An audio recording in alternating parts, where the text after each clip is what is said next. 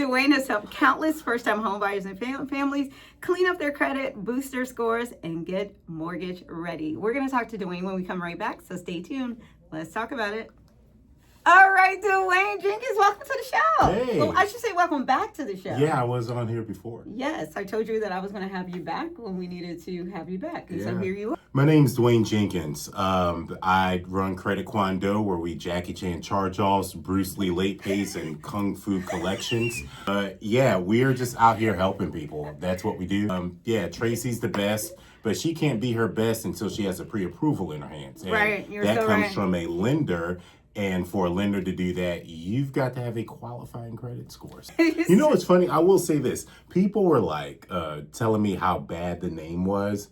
I don't think it's a bad name. I think the name is fire, right? I think it is too. I think it's fire. And I mean, I just remember, it's interesting. I don't want to get off the topic of things, but one of the reasons why people's credit goes so sideways is because we're too worried about what other people think and keeping up with the Joneses and all this other stuff.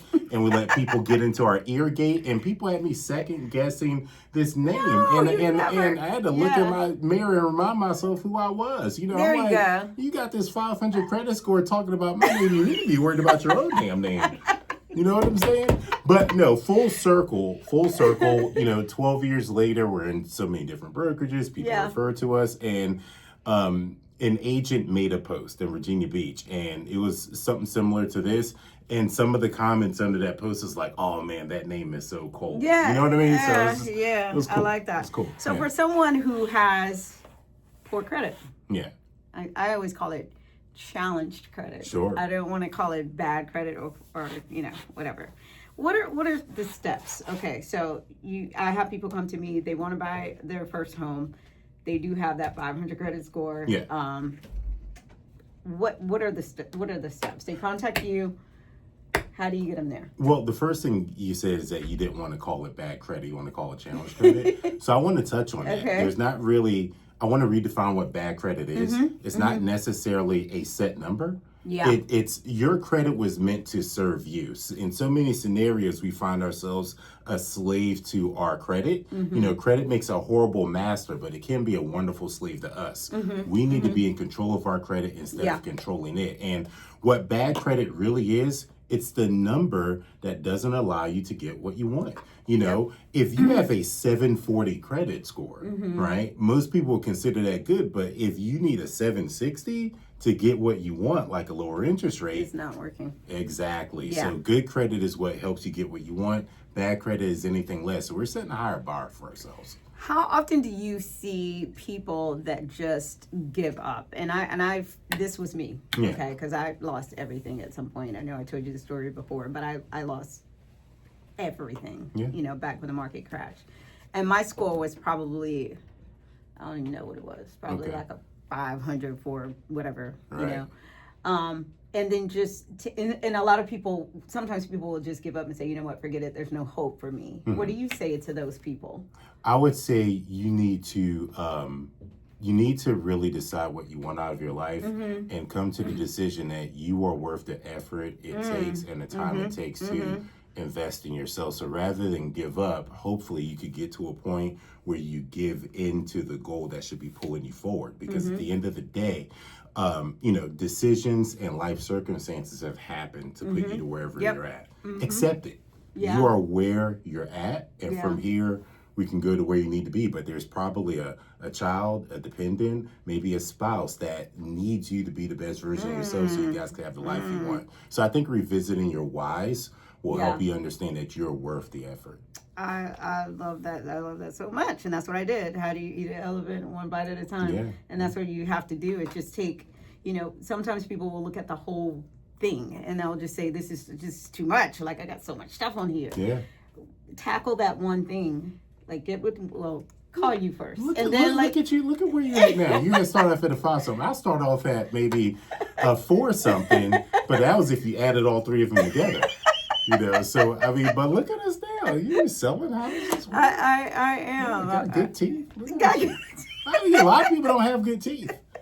I need a root canal now.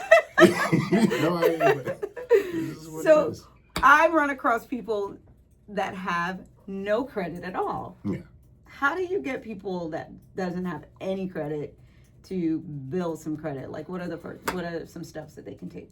That's a great question. I would say one of the steps you could take is avoiding all these tips on social media, TikTok, Instagram. Not that there aren't good people on TikTok or Instagram, but I mean, a lot of it is going to leave you at a worse place than when you started because they're trying to sell you something instead of, trying to truly help you, right? But to answer your question, start with a secured card. Yeah. Start with a secured card. The FICO scoring model typically wants to see you with 4 to 6 accounts. The FICO scoring system likes to see you with a variety of credit.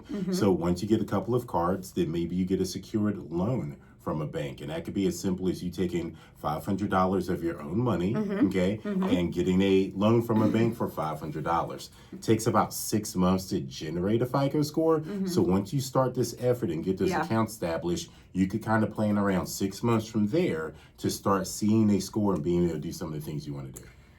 Let's talk collections and bankruptcies. Are they impossible to get removed? Because, like you said, social media, you see a lot of people on there that says, pay me and I can have stuff removed from your credit. Yeah. Can you do that? Like, or can you only remove like inaccuracies from your credit?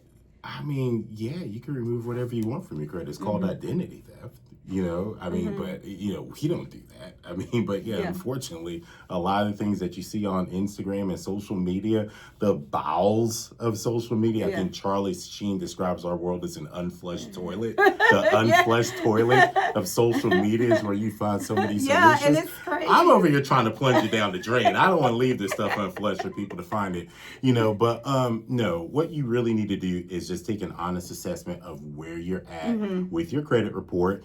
You should be targeting inaccuracies on your credit report. The federal guidelines and state laws entitle you as a consumer to have a fair and accurate credit report. You'd be surprised how many fallacies end up on a credit report. And if that error is there and you're just like, oh, I've got bad credit, it is what it is. Well, no, let's dive into it. Paying attention is going to be the best bet, So, your bankruptcy might not even be the issue that's holding you back, right? I mean, did you file a 13? Did you file a 7? Yeah. Was it dismissed? Was it discharged? Yeah. Sometimes that stuff is like left on your report. Right. And if the time has passed, like you can have that stuff removed. Yeah. And that's kind of where you guys come in at. Yeah. And I think that one answer that would probably match all of your questions is that at the end of the day, your credit report is literally a fingerprint to you. Right? So if you have 2 people trying to get to New York, but one's in Virginia Beach and the other one's in California, even though they have the same destination, the directions to get there are going to be completely different. You really need somebody to look at your credit report and say, hey, this is where we're at. Based on your goal, these are the steps we should take. Right? Because those steps could be different for another person. And one of the things that I get from buyers is they think that this costs a lot of money. Sure. Because of course they hear stuff on social media, but this is really, I was shocked when I found out like how much, it's really not that expensive to have that. And you're not locked into like this long contract. That's so talk to us about what Credit Kwon Do offers. Pricing for us starts at $124.95 a month. And, it can go up from there based on, how we assess your situation to be. And, to give you an example of some of the things that we've done recently, we've helped somebody remove a charge-off, an automobile charge-off. We're talking about 15 grand off of the credit report that they disagreed with. We got another collection for just under $20,000 removed from all 3 credit reports. So when you look at the amount of money that would be charged for a service like this, based on what you're attempting to do, we feel like the value is there. It is there, right? Definitely. There. Yeah. So let's play a game of myth or fact. I love that. So I love that. Myth or fact. Myth or fact. You should keep your credit card balances under 30%. Yeah, that's a fact. That's a fact. That's a super fact. That's a factoid. You know what I mean? Put that on like a sticker somewhere. So when you have someone that has, 8 cards, and I know, or whatever, however many cards, and they're all high balances, right? Sure. Should a person some people will pay like $50 here, 50 here, 50 here, 50 here, or should you take the 200 and apply it to one? What is your recommendation? Well, so the utilization rule is going to be based on your overall credit. So that would be taking all those cards and adding them together. You need to be 30% below that total amount. Oh, the total amount. It's not just for one card. It's not individual cards. It's for the total this time amount. I thought it was just one card. Yeah. Well, if you have one card on your credit report, then I guess it is. But it's the overall utilization, Tracy. That's why I'm in my lane and you're in yours. When people call me about square footage, you ask Tracy. I don't damn know. I look like a realtor out this piece, But yeah, it's your overall usage. And let's dive on that really quickly for an avid listener that wants to fix their credit. 30% is a great rule of thumb, right? And you should think of it as your 100% would be like your gross paycheck. 30% would be like that money that you never see, So think of it like that. So you basically should look at your credit card limit as 30% of it you can safely use without butchering your score. Okay. However, when we have specific goals, your credit score can drop at 10% utilization, right? So, if you're living in the basement at the crib, you get that rap career up. Some of our favorite rappers have started in somebody's basement, so let's not knock that. But if that's your case, then 30% is a good rule of thumb. But if you're really out here trying to get a house and plan for a mortgage application, you want to be below 10%. 10%? Below 10%. And if we looked at people with 800 credit scores, if they have a balance, it's about 7% utilization. Really? Yeah, so basically, if I'm prepping my score to be the best it could be for an application, I'm going to have about $7 for every 100 as a balance. Okay. Right? Cool. Myth or fact, closing old credit cards will improve your credit score? No, they won't improve They will not improve your score. No, you should leave a card open. Yeah. You should leave the card open. I typically leave cards open. Now, with leaving cards open, do you use them and then pay them? Or did you buy gas and then that's a great question. So both. So I would use them, but I would just do something like buy gas, right? Okay. Because if you don't use the card, it will get closed by the creditor for inactivity. So you want to use it once a month. Okay. But here's the deal, right? Just because you've got this Best Buy Visa card and you haven't used it in a while, that doesn't mean go out and get like a 90-inch TV. Okay. You could just take the card into the store and get a candy bar at the register. It's not as fun, but it serves the purpose of keeping your card going. Okay, last one. Myth or facts? Checking your own credit through Credit Karma, does that lower your credit score? No, absolutely not. I love Credit Karma. I think it's a great app. And I think that, if you want a free way of keeping an idea of what's on your credit report, use Credit Karma. It's not going to affect your score. One thing about Credit Karma, it only shows you 2 of your credit reports. Right, Equifax and TransUnion. That's why it's always different. Yeah, but if you get a free Experian account, then you'll see the missing score. So between the 2, you can monitor your whole credit picture. Okay, gotcha. These are great questions. Should a person keep their credit locked with the credit reporting agencies? Tracy, that's a fantastic question. Let me just tell you, of all the questions, this is my favorite one. Look, if you got a wayward teenager, you like some at-risk youth in your crib, if you're married to like a Charlie Sheen, then you should lock your credit. You should be locking a lot of things around the crib. You should probably be locking your drawers. Your bedroom door. If you feel like you're at some sort of risk, you could keep it locked. And that's free. Yeah, a lot of people don't understand that it is free to go on each score and lock your score. Free to freeze. Free to freeze. Free to freeze. I love that. All right. That is all I have. Thank you so much for coming on the show. How can people reach you?